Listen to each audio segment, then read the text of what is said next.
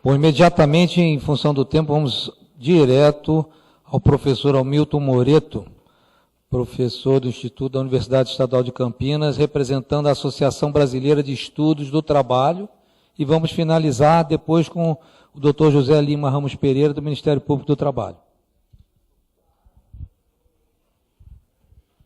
Obrigado. Bom dia a todas e a todos, aos colegas da mesa. Me sinto bastante honrado em poder estar presente nesse debate, né, ouvindo essa exposição que o Clemente nos fez, desse estudo bem detalhado, e as exposições do professor Pastor e do professor Chaad, que mostram um pouco a complexidade do tema rotatividade e das dificuldades que a gente vai ter, né, e que não podemos nos apequenar frente a esse desafio, que é enfrentá-lo e dar-lhe uma solução, né. Do exposto inicialmente, duas questões chamam a atenção, né. Uma que já foi levantada aqui, que é a questão que nos últimos 10 anos da pesquisa, né, de 2002 a 2012, o percentual da rotatividade geral, o que cresce é aquela por iniciativa do trabalhador, né, quer dizer, por conta da melhoria das oportunidades de emprego, as pessoas têm se demitido e buscado um posto de trabalho melhor. Mas chama a atenção também no dado que o Clemente nos apresentou, é a estabilidade, né, da demissão, né, ou do desligamento por decisão da empresa, que fica em torno de 43%, né, mais ou menos em torno disso, né. E outro dado que o Torelli colocou inicialmente, né, que é a relação entre segurados e o estoque total de empregados, ou de ocupados, você pode pegar também, que também ela é estável ao longo de todo esse período. Ou seja, o aumento do número de beneficiários decorre única e exclusivamente porque aumentou o número de empregados, ou seja, a formalização, né? Quer dizer, não aumentou em termos absolutos, mas em termos relativos, isso permanece estável, né? E isso vai ter impacto, já que a gente tem uma política de valorização do salário mínimo com relação ao volume de gastos do seguro-desemprego, né? Então, isso tem pressionado os recursos do FAT, que vão financiar o abono salarial e o pagamento do benefício do seguro-desemprego.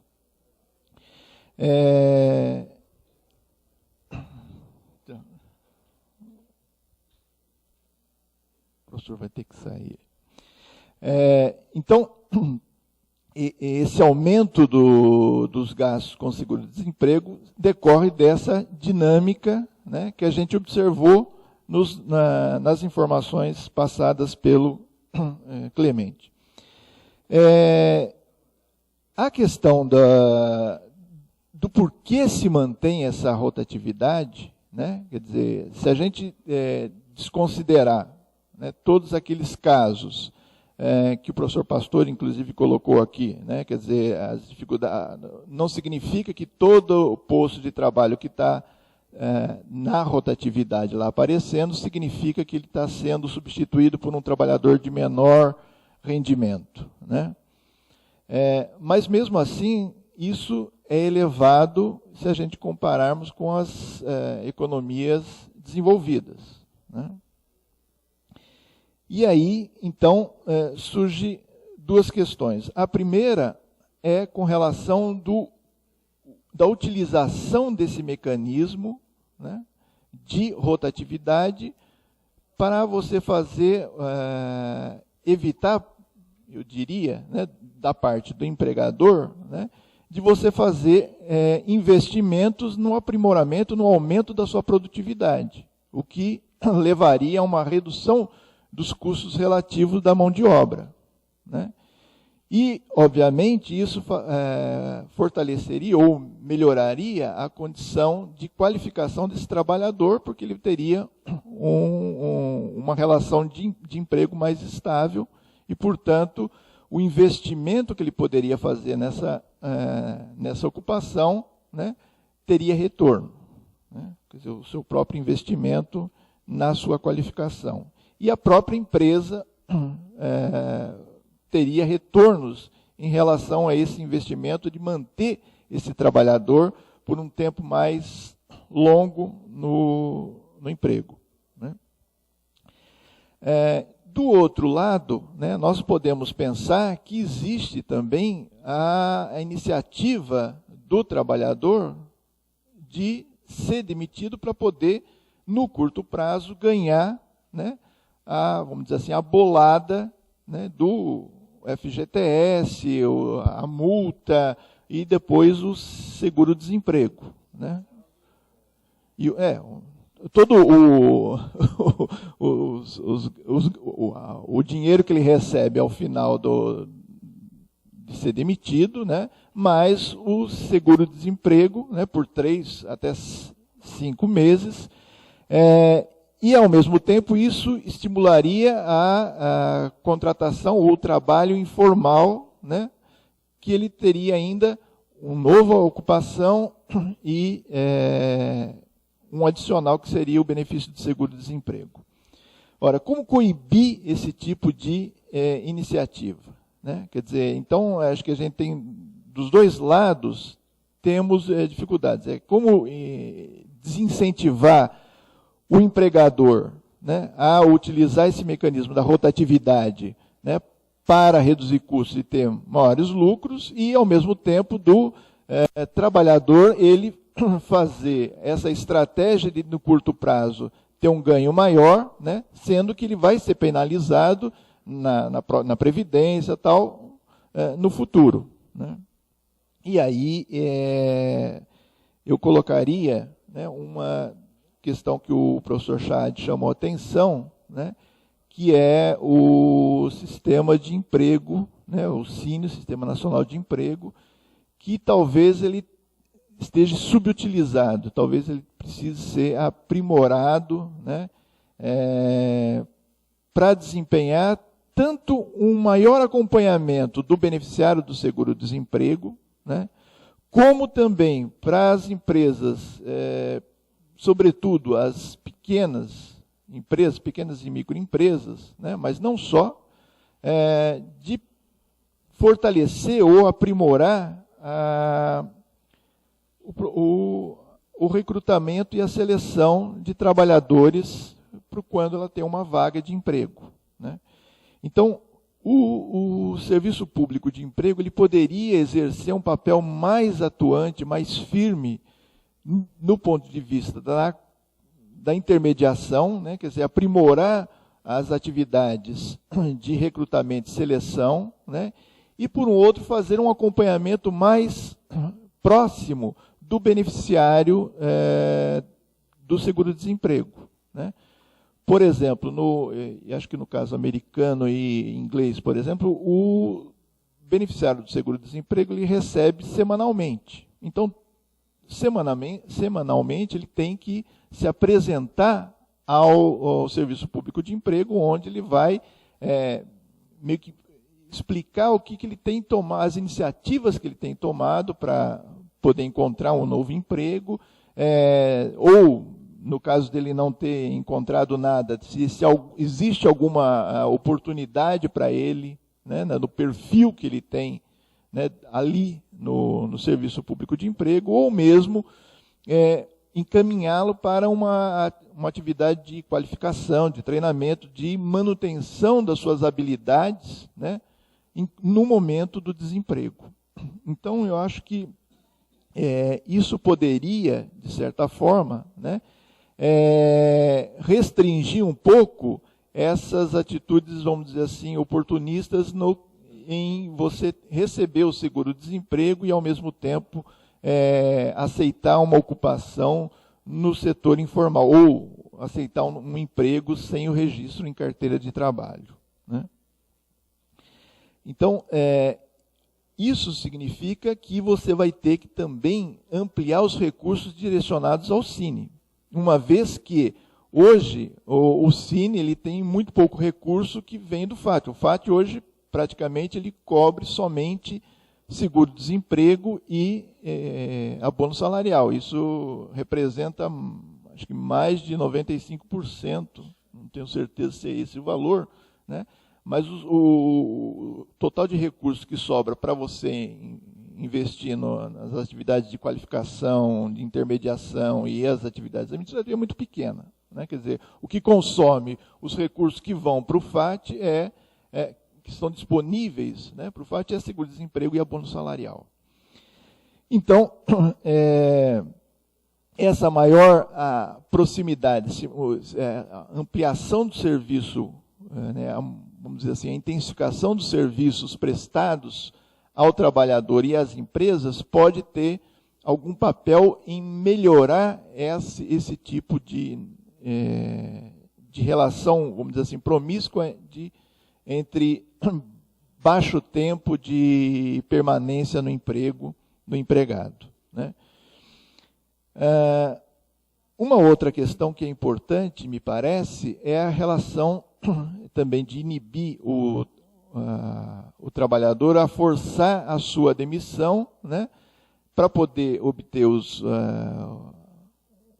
o pacote de recursos que ele vai receber na demissão e, ao mesmo tempo, ele negocia a devolução da multa da FGTS, né?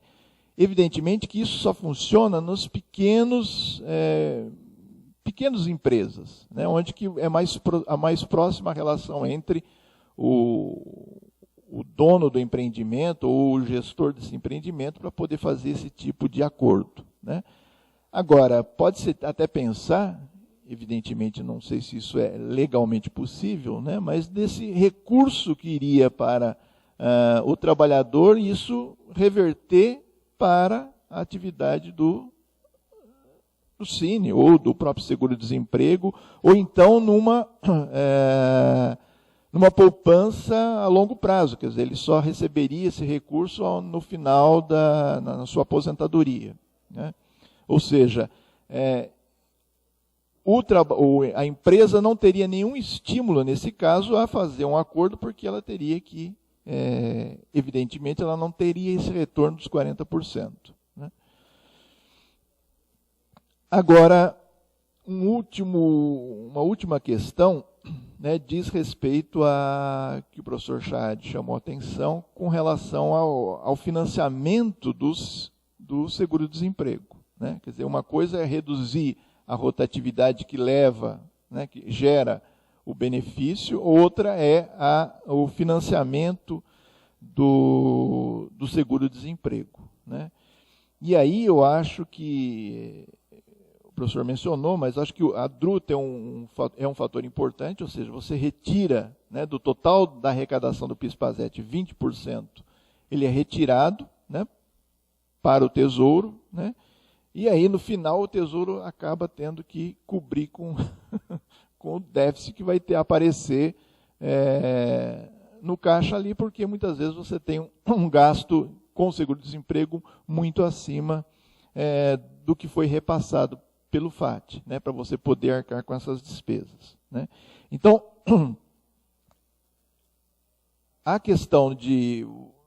Aí precisaria ver, eu não sei se isso é viável ou não, mas a questão do FGTS ele precisa ser discutido, eu concordo com isso. Quer dizer, a solução que a gente vai dar para isso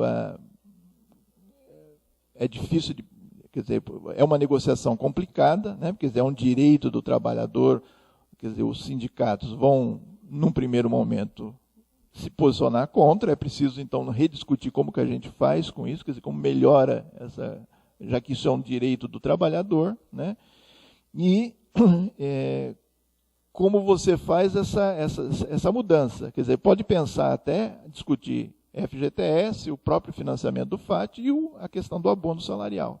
Quer dizer, esses três fundos aí, o que a gente faz, né? Quer dizer, o FAT e o FGTS, né? Como que a gente pode discutir para aprimorar a questão sem retirar, como o professor disse, direitos, né?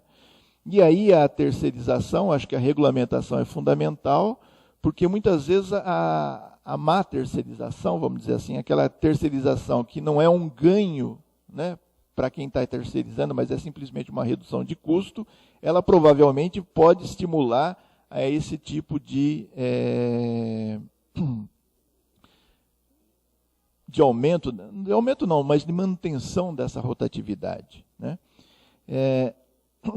Uma coisa que me chamou a atenção, que agora eu lembrei, é com relação às empresas, né, os setores que mais, você mostrou lá, que são os principais responsáveis. E na primeira que aparece lá, são as agências de mão de obra, né, temporária ou de alocação de mão de obra, né? Quer dizer, isso acho que reforça ainda mais a necessidade da gente fortalecer o sistema público de emprego, né? Quer dizer, nosso SIN, quer dizer, repensar como você fortalecê-lo, inclusive regulando esse tipo de atividade, né, privado. Não sei se seria o caso de eliminar esse tipo de empresa, acho que não, né? Mas a questão de você regulamentar e como você organiza isso que não prejudique, né? Quer dizer, o trabalhador, já que o objetivo do seguro-desemprego é a proteção da renda do trabalhador no momento de desemprego, né? Quer dizer, faz parte do sistema de proteção social brasileiro. Então ele está inscrito uma coisa muito maior, né, da Seguridade Social e, portanto, ainda que a gente faça mudanças para evitar certos abusos, né, a gente não pode esquecer que isso foi uma conquista que demorou muito tempo, né? Quer dizer, a gente tem isso daí funcionando adequadamente de 92 para cá, eu acho, né? Quer dizer, depois da criação da instituição do FAT, né? Era isso. Muito obrigado.